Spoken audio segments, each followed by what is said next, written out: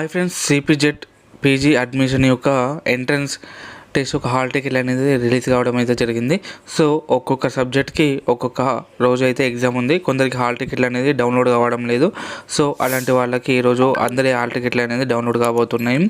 ఇక్కడ మీ యొక్క registration number, date of birth, అదేవిధంగా ఎగ్జామ్ ఎంట్రన్స్ టెస్ట్ అని క్లిక్ చేయండి. ఇదంతా మనకు cpjet.tschc.ac.in అయితే మనం ఇవి డీటెయిల్స్ అయితే హాల్ టికెట్ కోసం ఎంటర్ చేయాల్సి ఉంటుంది.